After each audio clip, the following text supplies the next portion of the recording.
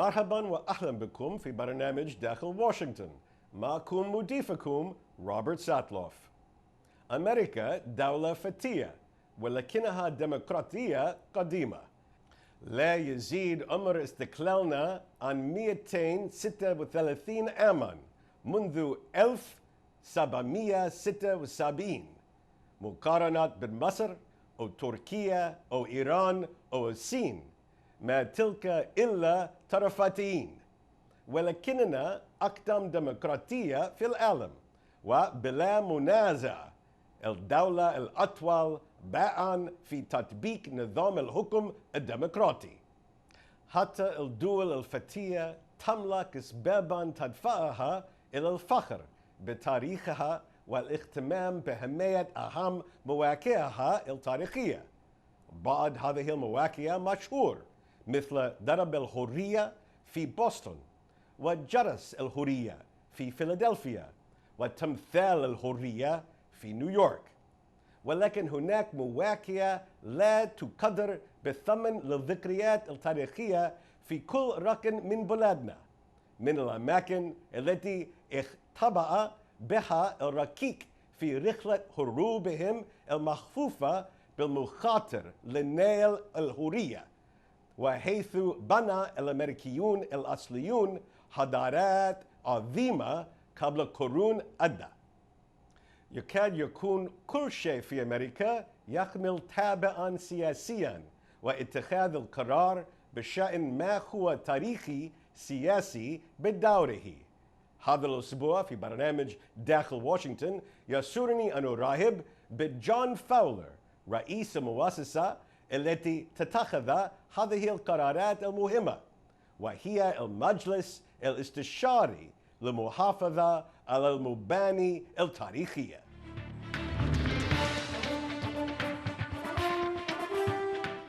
Welcome back to Dakhel, Washington. Today we're talking about historic preservation in America, and our guest is John Fowler. Thank you very much for joining us today. It's a pleasure to be here. So let's start at the very beginning. Why do we need an advisory council on historic preservation, and what is its main function? Well, the Advisory Council is an independent federal agency. It's an agency of the United States government, and it's charged with advising the President and Congress on historic preservation issues. So it's the voice within the national government for historic preservation. Our primary business is reviewing federal projects that affect historic sites, and that we do through a process we call the Section 106 process.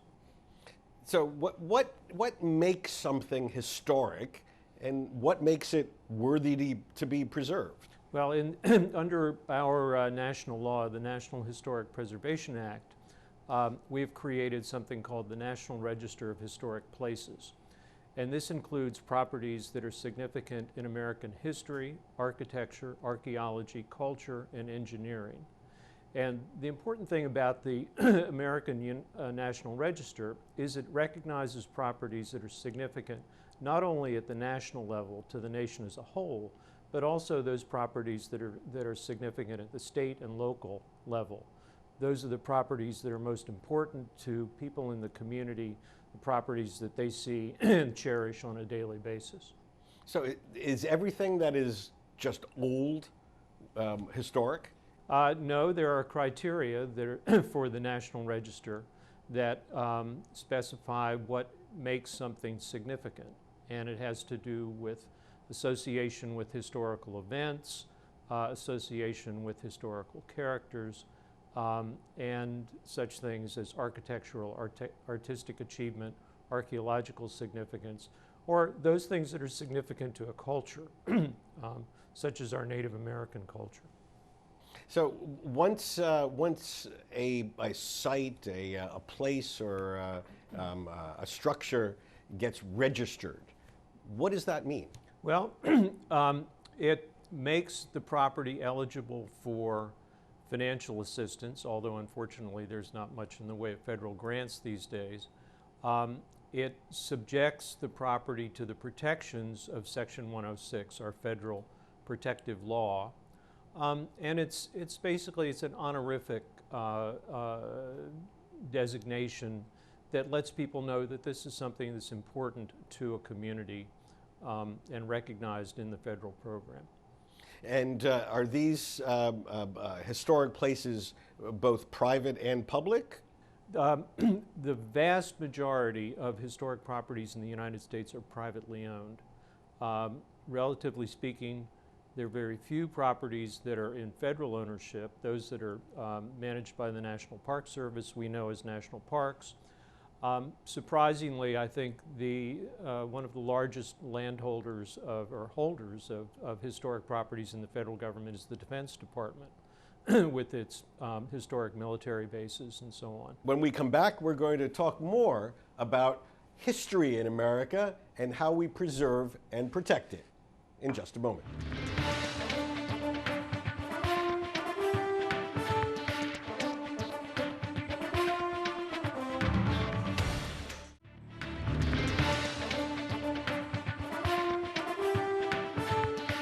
Our guest today is John Fowler. John is the Executive Director of the Advisory Council on Historic Preservation, an independent federal agency that promotes the preservation, enhancement, and productive use of our nation's historic resources. He has held this position since 1997, which means he has survived 3 presidential administrations. No small achievement here in Washington. The Council advises the President and Congress on national historic preservation policy. It is the only agency with the legal responsibility to encourage various arms of the federal government to factor historic preservation into how the government operates. Mr. Fowler has been with the Council since 1980 as General Counsel and then as Deputy Executive Director. He is also a former adjunct faculty member at the Washington College of Law and Columbia University's School of Architecture Historic Preservation Program. He earned his undergraduate degree from Princeton and his law degree from Yale Law School, both very historic universities. So let me just ask you, are there certain categories of buildings and structures that automatically get historic preservation, like presidents' birthplaces and battlefields and things like that? There's a category of historic properties in the United States recognized as National Historic Landmarks. And those will include those properties of exceptional national significance. So something associated with a president, not so much, although birthplaces are recognized, what the preservation program today looks for is the association of properties with the significant events in a person's life, as opposed to just the grave site or just the beginning and the end, the grave site or the birth site. But National Historic Landmarks may be anything from the Kennedy Space Center to all of our Civil War battlefields, to places associated with the Civil Rights Movement. Many properties that we deal with today are associated with our Native American culture. Traditional sacred places, a mountain, a lake, a river, something like that, that is viewed by an Indian tribe as important to their culture and to their lifeways. Now, just because a site is on the National Register, does that necessarily mean that it's open for people to come and visit? No, because again, the vast majority of properties on the National Register are privately owned. One of the popular misconceptions of the U.S. Preservation Program is that listing on the National Register somehow requires the property to be preserved. Listing on the register really is just says this property is worthy of preservation. And so it becomes a consideration when I was talking about the Section 106 process, it becomes a factor that is considered. This property is historic, this property is not historic, so you look at them a different way. And when you consider the property in a planning process, for example, you look at what's important about it. Is it the architecture? Is it what's happened there? And so on. And those are the things that get factored into the decision-making process. Now, everything in Washington is political to a certain extent. Really? In your experience, has there been one or two episodes where even just naming a site as, designating a site as historic involved a great deal of politics? Well, I think what will happen, what has happened, one of the underpinnings of the U.S. preservation program is that private property rights are revered in the United States, and they are protected by the Constitution.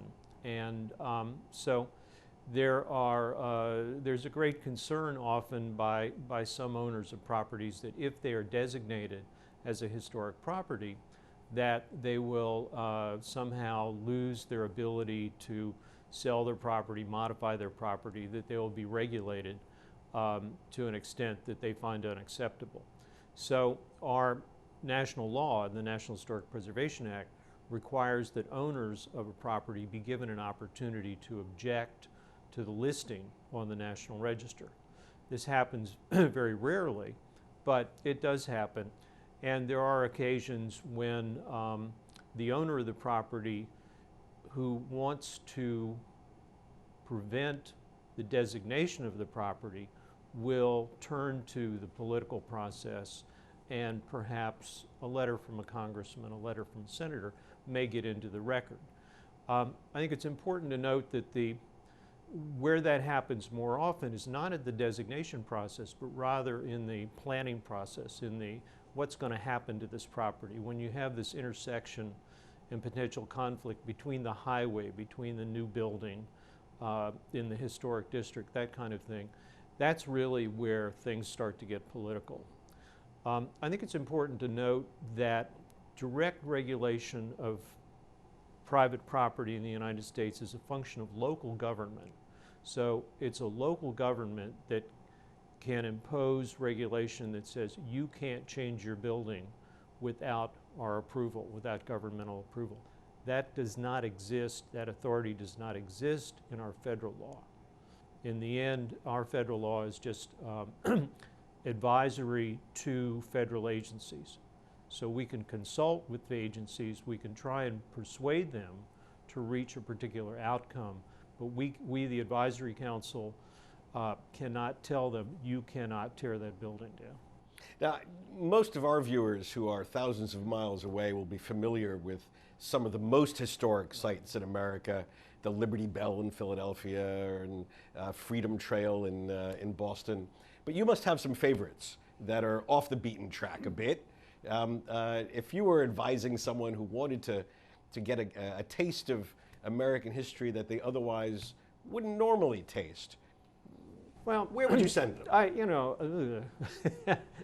Let's go back to what I said about there being 90,000 listings on the National Register. So it's a little hard to do that. I think, first of all, one thing and it's to pick up on your theme about those things, those properties that an international audience knows about the United States. We have a number of World Heritage sites, and these are properties that are of cultural, natural significance, that have outstanding universal value, and they are inscribed on the World Heritage List, which is something that's very well known to the international community, but not so well known to the United States community. That's right. So this is the UNESCO list. Right. That's right. It's the UNESCO World Heritage List, and most recently the San Antonio missions in San Antonio were inscribed on the World Heritage List.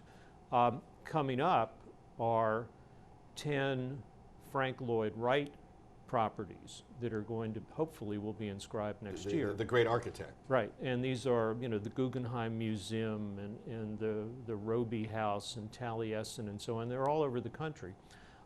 So, I mention those because those properties of outstanding universal value, international significance, are certainly something that a visitor to the United States would want to come see. Places like Taos Pueblo, which is a 13th century Native American Pueblo that is still in active use, is a fascinating insight into Native American culture in the United States, and to get beyond the sense that we're a nation that somehow only dates back to the 17th or 18th century. We have a rich history of native culture that dates back thousands of years. So that's one thing I would recommend is looking at those aspects of native culture that are extant in the United States. The other thing is that there are several thousand historic districts in in the U.S., and they range from urban districts that are maybe commercial districts or residential districts and so on to small towns in America. And I think that historic districts, this collection of buildings that are not necessarily individually significant, but together they reflect a culture, they reflect a history. That's a place to really get a sense of the history of America. Because you'll see in the urban development, the evolution of architecture, the evolution of commerce, the evolution of planning. You move to smaller towns and you see ethnic communities. They're fascinating cultures like the Gullah Geechee culture in Georgia, and the things that make up the rich diversity of American history. The United States is a nation of immigrants, and there are so many remnants and living bits of that culture that are recognized through our National Register program, through our Historic Preservation program, that really tell the story of America. And I think that's what I would encourage an overseas tourist to come and see in the United States. You've been in this business a long time.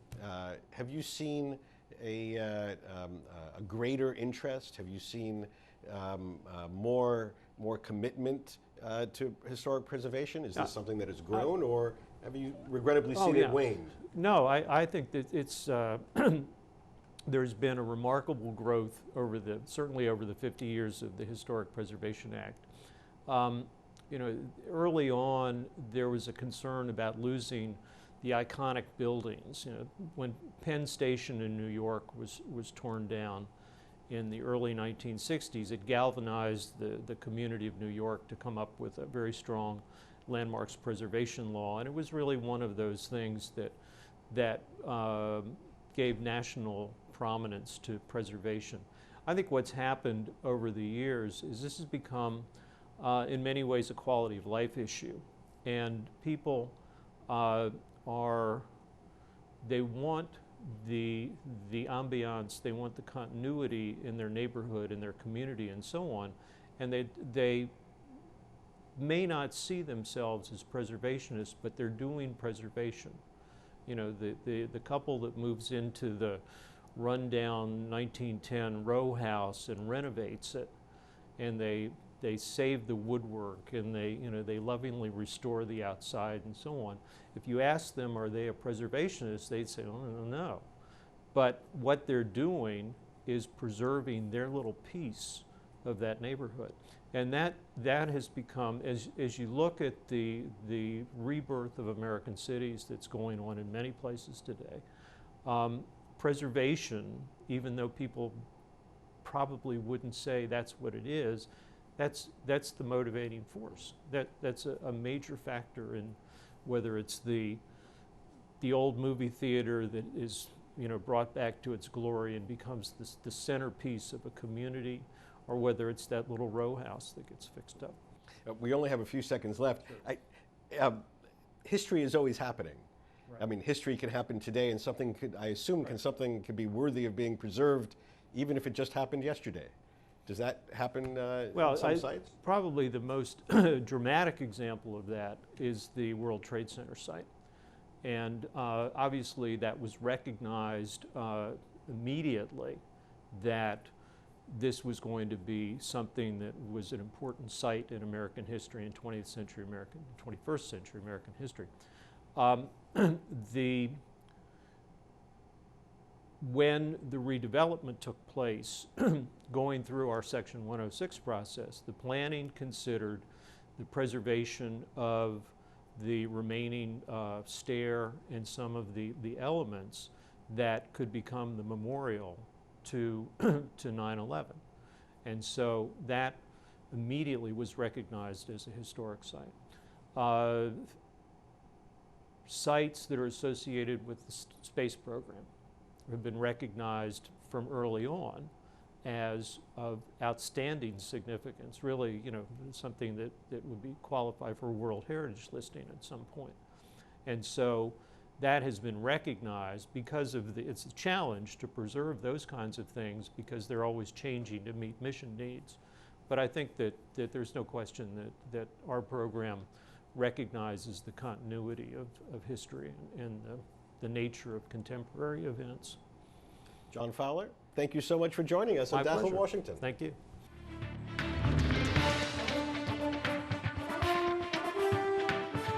بهذا نصل إلى نهاية هذه الحلقة من برنامج داخل واشنطن.